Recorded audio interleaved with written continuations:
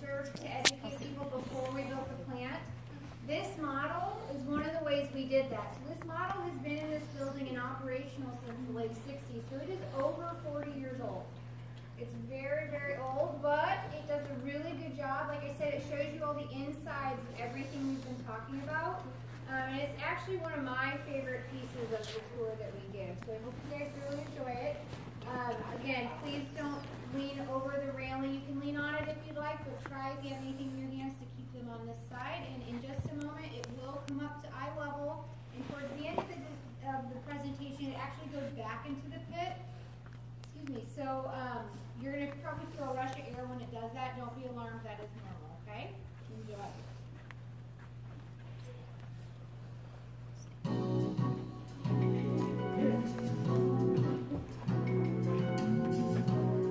Welcome to Theater 2.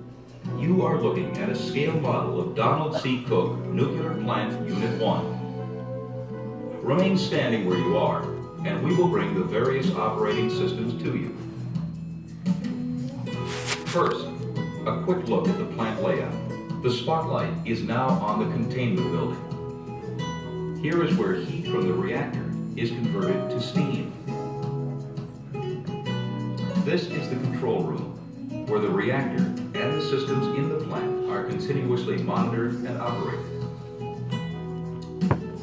The turbine building houses the giant turbine, which is turned by the steam coming from the containment building. The turbine shaft is coupled to the generator, which rotates to produce electricity. The power flows from the generator through a transformer and onto the transmission system, which carries it to the cities and towns served by American Electric Power.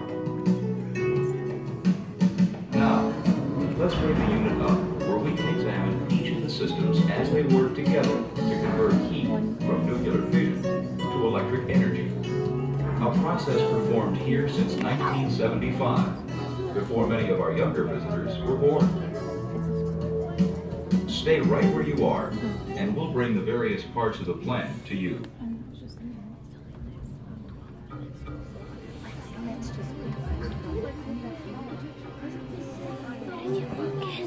This generator has two main parts. A stationary part called the stator, consisting of copper bars running lengthwise. Inside the stator is the second part, the rotor. Coupled to the turbine, the rotor is actually a huge magnet.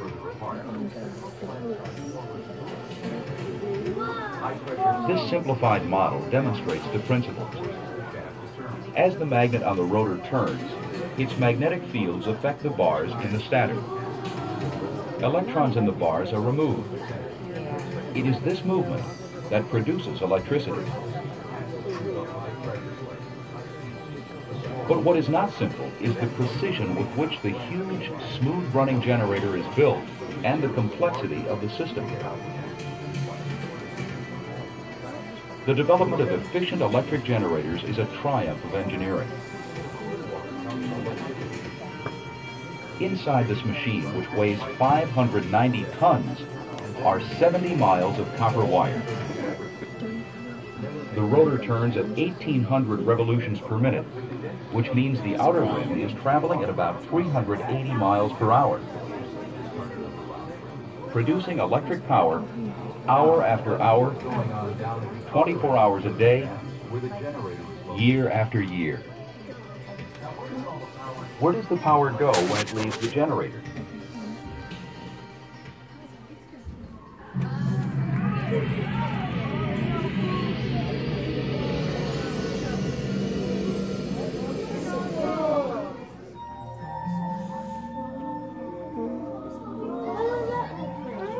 The electricity coming from the generator is carried directly to a main transformer. This transformer steps up the voltage to the higher levels needed to transport the power efficiently to the points of use, which can be hundreds of miles away. The higher the voltage, the greater the carrying power of the transmission lines.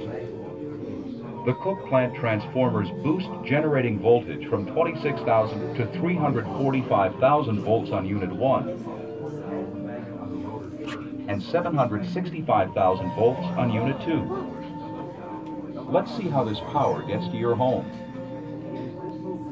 From the transformer, the power is carried to the switch yard, where high-speed switches direct the flow of the power.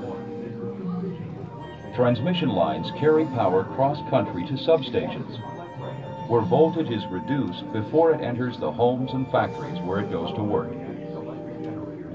Since electricity can't be stored, it must be produced and delivered the instant it is needed.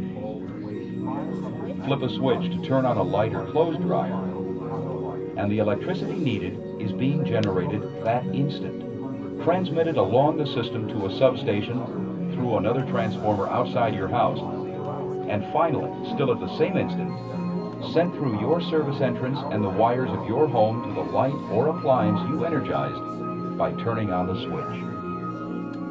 Now, where does all the power to produce this electricity originate?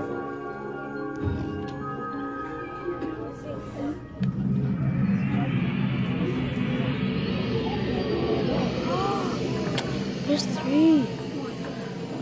Ooh, I know, right?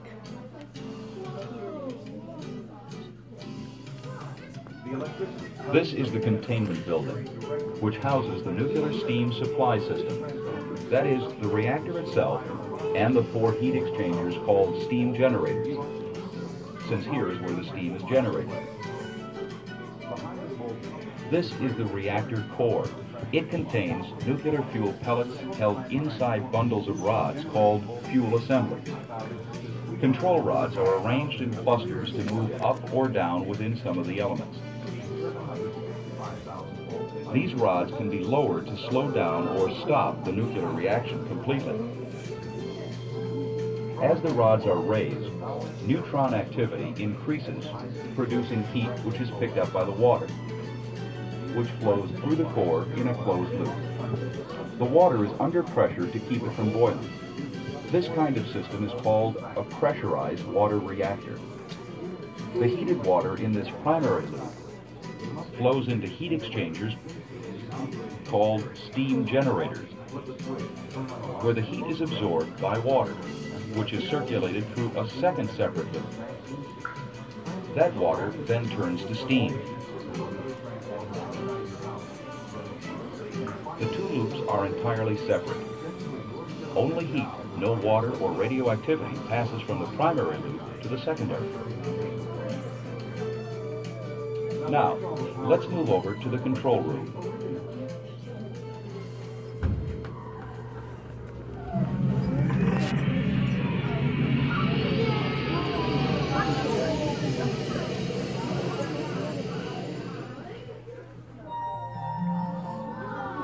This figure. I can't figure. Here in the control room, computers receive, store, and process information to help operators keep all systems functioning in unison for optimal plant performance. The operator watches each section of the plant by means of control room instrumentation.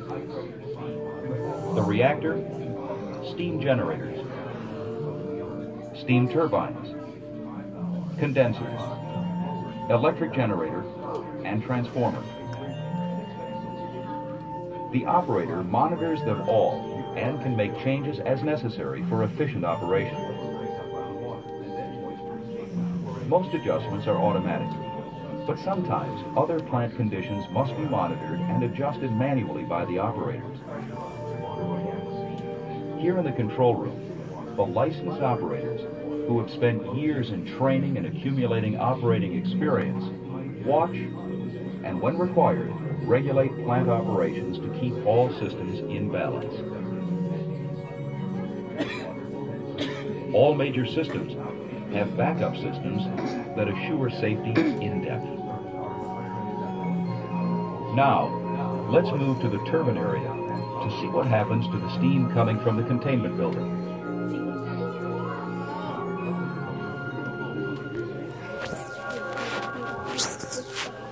I know.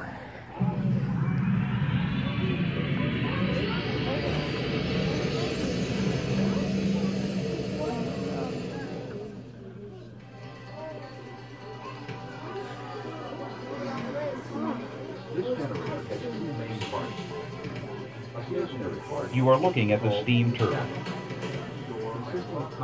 It changes the heat energy in steam into mechanical energy.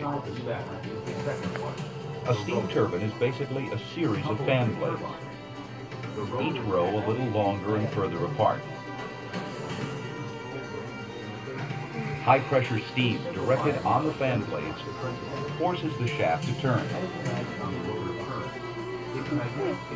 Each time the steam passes through a row of blades, it gives up some of its energy and expands a little. First, the steam passes through the high-pressure blades, the smaller ones, and then moisture is taken out and heat added, and the steam is then sent through the series of larger blades to get out the energy that is left. The remaining steam is then cooled. The cooling water comes from Lake Michigan. It is screened, run through pipes and tubes of the condenser, and then returned to the lake, all in a third separately, never mixing with the steam.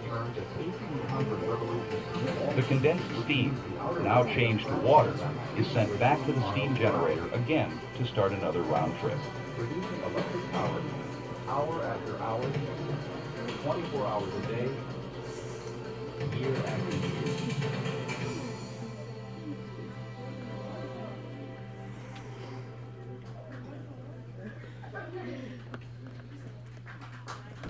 Consider the series of events set in motion when we turn a switch on. Standing ready to serve you is the reactor, the turbine, the generator, Boys and girls. the transformer, and the control room to motivate it all. The control room sends the signal. In the reactor core, the control rods rise. Neutrons are freed to split atoms and release heat, which is picked up in the primary loop and transferred to the secondary loop to generate steam. Steam passes through the first set of turbine blades, then on to be reheated, then through the low pressure blades to spin the turbine generator and create electricity. Oh my god. The power is transformed and moves on through the switch yard and dispatched to the transmission and distribution systems that bring electricity to our homes, schools, offices, and workplaces as needed by the people that American Electric Power Company serves.